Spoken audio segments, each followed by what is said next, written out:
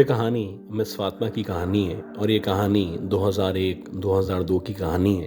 ये बताती है कि उस दौर में हम लोग गुलशन मेमार के अंदर एक ब्लॉक में नए-नए शिफ्ट हुए थे। उस दौर में ही यहाँ पे सोसाइटीज़ का आगाज़ हो चुका था और आप कह सकते हैं कि उस दौर में सोसाइटीज़ कॉमन होना शुरू हो चुकी थीं। खैर हमारी जो सोसाइटी थी ये भी एक बड़ी सोसाइटी थी, लेकिन अगर आप इसके अतराफ़ की बात करें तो इसके दोनों तरफ का जो एरिया था ये मुकम्मल तौर पे ख़ाली था। और अक्सर ऐसा होता था कि जब हम अपनी सोसाइटी की तरफ मेन रोड से आया करते थे तो ये जो 15-20 मिनट का रास्ता था ये बहुत ही खौफनाक रास्ता था। अक्सर यहाँ पे चोरी डकैती की या इस तरह की वारदातें भी हुआ करती थीं। वैसे आम तौर पे जो हमारे घर वाले थे, अगर आप उस दौर की बात करें तो वो कोशिश करते थे कि मगरिब तक या फिर 8 बजे तक अपने घरों में या अपनी सोसाइटी में वापस आ जाएं। लेकिन कभी ना कभी आपकी ज़िंदगी में कोई इस तरह का एडवेंचर ज़रूर हुआ करता है, जिस एडवेंचर से आप ना सिर्फ दूर भागा करते हैं बल्कि आपकी कोशिश होती है कि आपके साथ कभी कोई इस तरह का वाकया पेश ना आए। मुझे अच्छी तरह याद है कि मेरी कज़न की बर्थडे थी और उस बर्थडे को सेलिब्रेट करने के लिए हम लोग नॉर्थ आलमाबाद हैदरी आए हुए थे। ज़ाहिर सी बात है, जब आपके किसी बहुत ही करीबी अजीज़ की कोई तकरीब हो, कोई सालगिरह हो, तो आपको वहाँ से निकलने में देर हो जाया करती है। तो वैसे ही हुआ कि जब हम सालगिरह के प्रोग्राम से फ्री हुए तो रात के तकरीबन 9:30-10 बजे का टाइम हो चुका था और वहाँ से फिर हमने एक काली टैक्सी की। उस काली टैक्सी की बदौलत मैं, मेरी अम्मी, मेरा भाई सीधे अपनी सोसाइटी की तरफ बढ़ते चले आए। अब अगर आप हमारी सोसाइटी की बात करें तो ये रोड से कुछ फासले पे मौजूद थी और अक्सर ऐसा होता था कि टैक्सी वाले अंदर आने से परहेज़ किया करते थे। या तो वो अंदर आते तो बहुत ज़्यादा पैसे मांगते या फिर कहा करते थे कि हमें वापसी में यहाँ से कोई सवारी नहीं मिलने वाली है।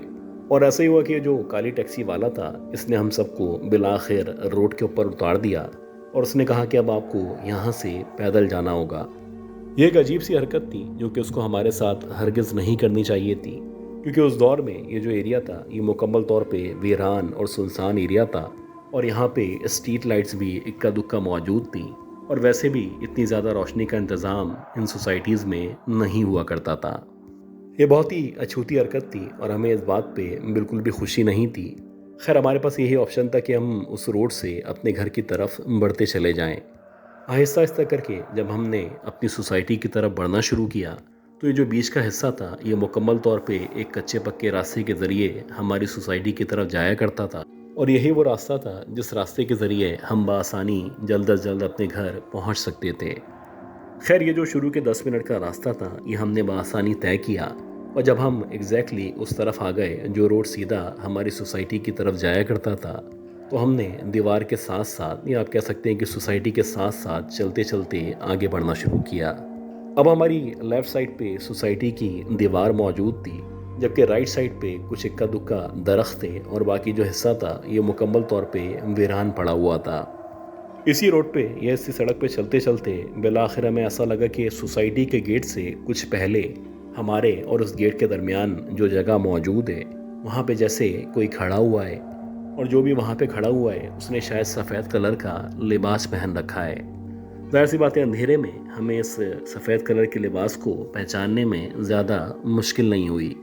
खैर जैसे जैसे हम उस वजूद के करीब बढ़ते चले गए तो एग्जैक्टली जब हम उसके बिल्कुल करीब पहुँचे तो हमें ऐसा लगा जैसे कोई औरत है जो सफ़ेद कलर की साड़ी में अपने आप को छुपाए हुए रोड के या सड़क के बीच में खड़ी हुई है। कुछ अजीब सा उसका हुलिया था। ऐसा लग रहा था जैसे उसने अपने बालों को न सिर्फ खोल रखा है बल्कि वो किसी परेशानी का शिकार है या फिर शायद किसी के आने का इंतज़ार कर रही है। अजीब बात ये थी, जो भी औरत थी इस औरत के उल्टे हाथ में एक अजीब सी चीज़ मौजूद थी। ऐसा लग रहा था जैसे जब आप किसी मेहंदी माइयों वगैरह के प्रोग्राम में जाते हैं तो आपके हाथ में कोई थालनुमा इस तरह की चीज़ मौजूद होती है जिसके अंदर बहुत सारे दिए या फिर बहुत सारी मेहंदी इस तरह की चीज़ें रखी जाती हैं। जबकि जो उसका दूसरा हाथ था वो मुसलसल आसमान की तरफ था और इस औरत का ये जो गेस्चर था ये बड़ा ही डिफरेंट था और इस पे यकीनन हम बार बार गौर कर रहे थे।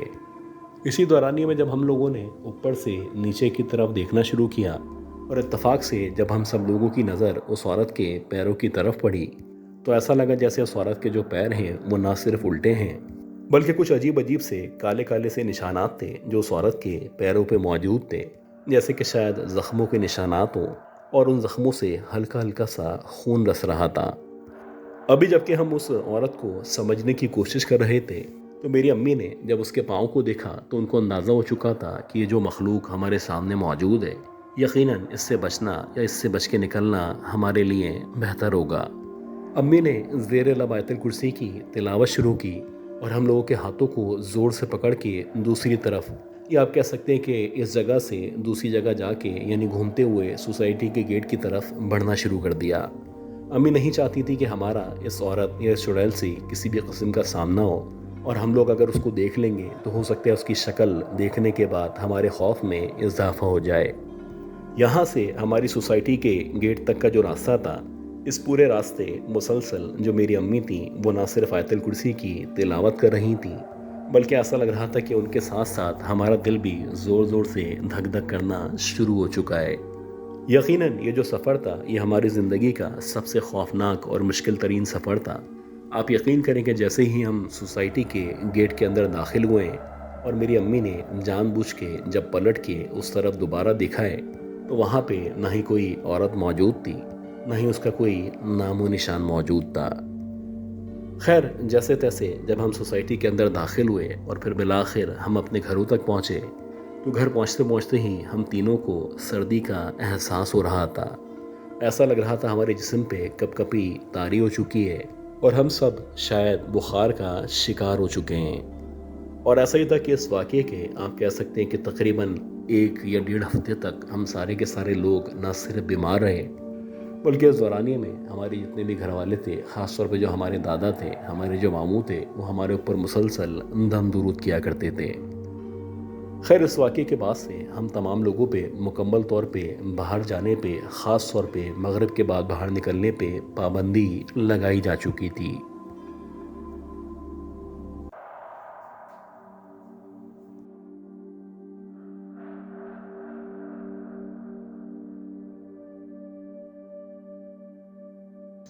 ये जो स्टोरी है, ये स्टोरी हमें कासिम ज़िया साहब ने लाहौर से शेयर की है।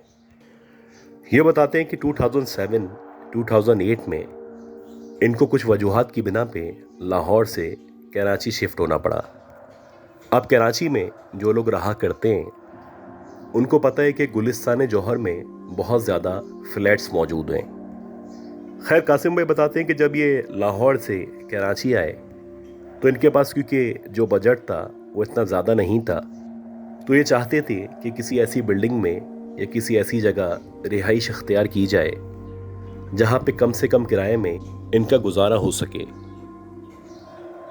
खैर, काफ़ी कोशिशों के बाद इनको गुलिस्तान जौहर में, या आप कह सकते हैं कि गुलिस्तान जौहर के आखिर में एक फ़्लैट मिला जो कि बिल्कुल आखिरी यानी 5वीं मंजिल पे मौजूद था। उसका जो किराया था वो ना होने के बराबर था, क्योंकि उसके एतराफ़ में या क़ुर्ब जवार में ना ही कोई अपार्टमेंट्स मौजूद थे, बल्कि चारों तरफ गंदगी और कचरा पड़ा हुआ था। और अक्सर जो साहिब शऊर लोग थे या जो साहिब हैसियत थे वो इन अपार्टमेंट्स में रहने से परहेज़ किया करते थे। कुछ अजीब सा गंदा सा एनवायरनमेंट था। इसके साथ साथ जो अंदर इक्का दुक्का लोग रहा करते थे वो भी गलत एक्टिविटीज़ में, नशा वगैरह करने में इन्वॉल्व थे।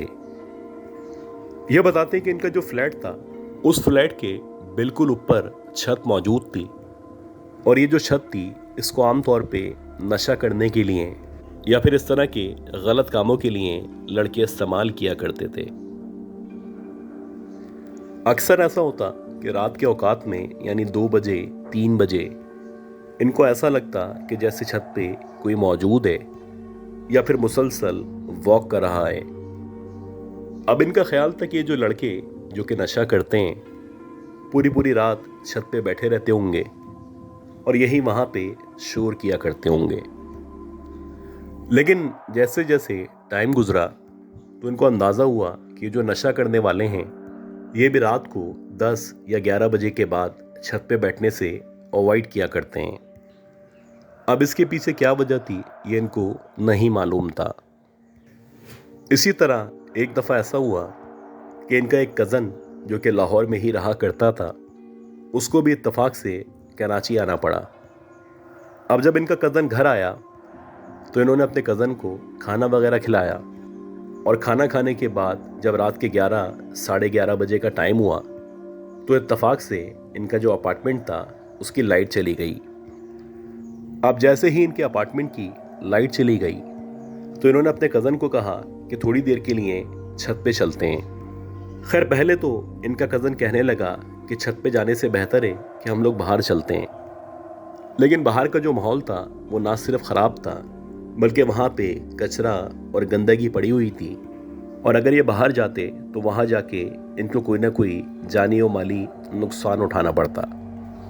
खैर काफ़ी बहस के बाद इन लोगों ने ये डिसाइड किया कि जो फ्लैट की छत है वहाँ पे चलते हैं, कुछ देर वहाँ पे बैठ जाते हैं, सिगरेट वगैरह पीते हैं और उसके बाद वापस आ जाएंगे। ये बताते हैं कि मैं अपने कज़न के साथ जैसे ही छत के ऊपर गया तो वहाँ पे जो एक दो लोग मौजूद थे जो कि पहले से शायद नशा वगैरह कर रहे थे, वो भी नीचे जाने की तैयारी कर रहे थे। जब उन लोगों ने हम दोनों को छत पे आते हुए देखा तो वो कहने लगे कि अगर आप मेरी बात माने तो अभी इस वक्त छत पे ना बैठें। ये जो रात का टाइम है ये बड़ा ख़तरनाक टाइम है और इतनी रात में इस छत पे बैठना ख़तरे से खाली नहीं है।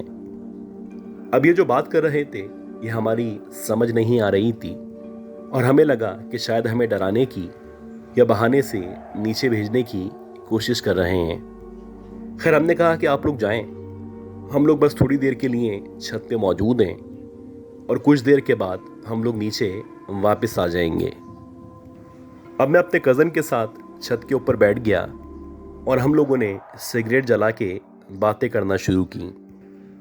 और जब हम लोगों ने सिगरेट जलाई तो सिगरेट जलाने के बाद बातों ही बातों में हमें पता ही नहीं चला कि कब आधा या पौन घंटा गुजर चुका था। इस दौरानिए में हम लोग जो बातें कर रहे थे वो सरासर हमारे शहर की थी, हमारे जो भी इश्यूज़ थे उनके बारे में थी। लेकिन देखते ही देखते जो मेरा कज़न था उसके एकदम से दिमाग में पता नहीं क्या आई कि उसने बैठे बैठे भूतों और चुड़ैलों की बातें शुरू कर दी। अब जैसे ही मेरे कज़न ने इस तरह की बातें शुरू की तो मैंने उसको कहा कि यहाँ पे इतनी रात में इस तरह की बातें ना करो, क्योंकि मुझे सीधी सी बातें डर लगा करता है। अगर ये बातें करनी भी हैं तो जब हम लोग नीचे चलेंगे तो फ्लैट में बैठ के ये बातें कर लेंगे। खैर जो मेरा कज़न था बजाय इसके वो इस बात को समझता, वो मुसलसल हंसने लगा और कहने लगा कि यार तुम बहुत ज़्यादा डरपोक आदमी हो। अब जैसे ही मेरे कज़न ने इस तरह की बातें की तो मुझे अजीब लगने लगा। खैर मैंने उससे कहा कि ये बातें छोड़ो और जो बात हम कर रहे थे वही बातें करते हैं। इसी दौरानिए में जब मैं उसको समझाने की कोशिश कर रहा था तो मुझे और मेरे कज़न को ऐसा लगने लगा जैसे हमें फ्लैट की छत से ही किसी के रोने की आवाज़ आ रही है। ये जो रोने की आवाज़ थी ये बड़ी वाज़ेह आवाज़ थी और क्लियरली पता चल रहा था कि जैसे कोई बहुत ज़्यादा तकलीफ़ में है या बहुत ज़्यादा करा रहा है। कभी ऐसा लगता कि किसी औरत की आवाज़ है, कभी ऐसा लगता कि कोई बच्चा रो रहा है। खैर काफ़ी देर के बाद हमें यकीन हो चला कि ये जो रोने की आवाज़ है ये यकीनन किसी लड़की या औरत के रोने की आवाज़ है। लेकिन अजीब बात ये थी कि ये जो आवाज़ आ रही थी ये फ्लैट की छत के ऊपर से आ रही थी और हमारे लाख मर्तबा देखने के बावजूद ना ही हमें वो औरत या लड़की मिल पा रही थी, ना ही ये पता चल रहा था कि ये जो रोने की आवाज़ है ये एग्जैक्टली किस कोने से आ रही है। इसी दौरानिए में जबकि हम इस आवाज़ का तयन कर रहे थे तो एकदम से मेरे कज़न को पायल की या घुंघरुओं की आवाज़ आना शुरू हुई। ये जो आवाज़ थी ऐसा लग रहा था जैसे छत के ऊपर जो पानी की टंकी मौजूद है उस टंकी की बिल्कुल बैक साइड से आना शुरू हुई है। और ये जो घुंघरुओं की आवाज़ थी ये आहिस्ता आहिस्ता करके न सिर्फ बढ़ती चली जा रही थी बल्कि अब लग रहा था कि वाकई में इस पानी की टंकी के बैक साइड पे कोई ना कोई है जो ज़रूर मौजूद है। अब आहिस्ता आहिस्ता करके जब हमने उस आवाज़ की तरफ चलना शुरू किया ताकि हमें पता चल सके कि आखिर कौन है जो वहाँ पे मौजूद है, तो जैसे ही हमने उस तरफ चलना शुरू किया तो देखते ही देखते यह जो आवाज़ थी ये मुकम्मल तौर पे ख़त्म हो चुकी थी। बहरहाल जैसे ही हम उस टंकी के बिल्कुल बैक साइड पे पहुंचे तो वहाँ पे कोई भी मौजूद नहीं था। अजीब बात ये थी कि जब हम उस टंकी के बैक साइड पे पहुंचे तो अब ऐसा लगा कि हमारे बिल्कुल बैक साइड पे यानी जहाँ पे अभी हम बैठे हुए थे वहाँ पे कोई खड़ा हुआ है और बज़ाहिर ऐसा लग रहा है कोई औरत वहाँ पे खड़ी हुई है जिसने लाल कलर का लिबास पहन रखा है। जैसे ही हम लोगों ने उस औरत की तरफ गौर किया तो ऐसा लग रहा था जैसे उसका जो चेहरा है वो या तो झलसा हुआ है या फिर जला हुआ चेहरा है। इसी दौरानिए में जब मेरी नज़र उस औरत के पैरों की तरफ पड़ी तो उस औरत के जो पैर थे वो ना सिर्फ उल्टे थे बल्कि ऐसा लग रहा था उसके पैरों पे भी बहुत ज़्यादा ज़ख्म मौजूद हैं। बहरहाल जैसे ही मेरी नज़र उसके पैरों पे पड़ी तो मैंने भी और मेरे कज़न ने भी एकदम से आयतल कुर्सी पढ़ना शुरू की। जैसे ही हम लोगों ने आयतल कुर्सी की तिलावत शुरू की तो देखते ही देखते वो जो भी चुड़ैल थी वो ना सिर्फ पीछे हटती चली गई बल्कि एक वक्त ऐसा आया कि जैसे वो इस फ्लैट की छत से नीचे कूदना चाहती हो। खैर अल्लाह का शुक्र है जब वो पीछे हटी तो हम लोग जैसे तैसे करके सीढ़ियों से होते हुए अपने फ्लैट के अंदर वापस आ गए। मैं आज भी अल्लाह का शुक्र अदा किया करता हूँ कि उस रात हमारे दिमाग ने हमारे असाब ने हमारा साथ दिया, वरना हो सकता है वो रात हमारी ज़िंदगी की आखिरी रात होती।